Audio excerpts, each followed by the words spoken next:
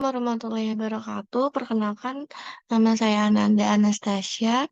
Di sini aku mau ngejelasin materi tentang punktuasi atau tanda baca.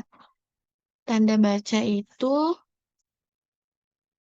adalah simbol yang tidak berhubungan dengan fenom atau suara atau kata dan frasa pada suatu bahasa, melainkan berperan untuk menunjukkan struktur dan organisasi suatu tulisan dan juga intonasi serta jeda yang dapat di sewaktu pembacaan. Setelah itu ada dasar-dasar pemakaian punktuasi.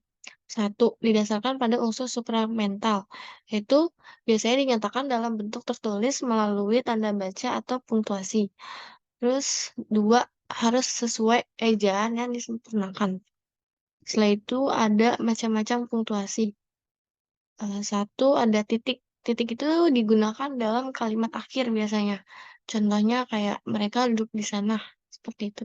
Di situ ada tanda koma. Tanda koma digunakan di antara unsur-unsur dalam perincian berupa kata, frasa, atau bilangan. Misalnya, telepon seluler, komputer, atau internet bukan barang mewah. Tanda koma itu biasanya lebih ke nyebutin beberapa benda atau barang gitu. Setelah itu ada tanda titik dua. Tanda titik dua itu untuk mengawali penguraian suatu kalimat. Misalnya, makanan 4 sehat 5 sempurna terdiri dari nasi, lauk pauk, sayur, susu, dan buah. Seperti itu. Setelah itu ada tanda hubung. Tanda hubung menyambung suku-suku kata yang terpisah oleh penggantian baris.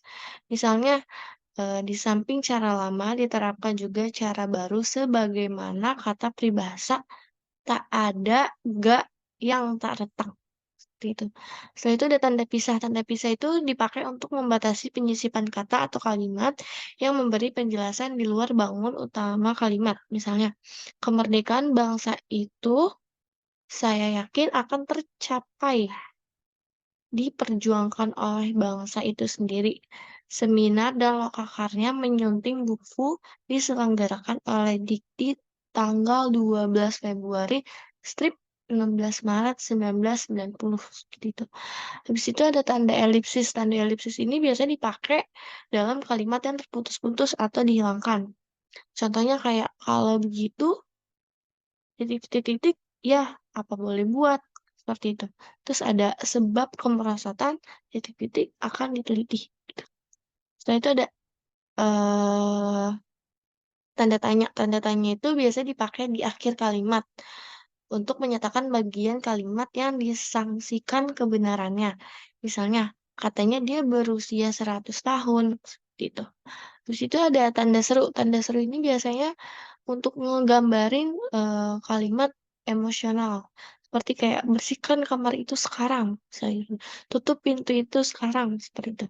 Habis itu ada tanda kurung, dipakai sebagai mengapit tambahan keterangan atau penjelasan.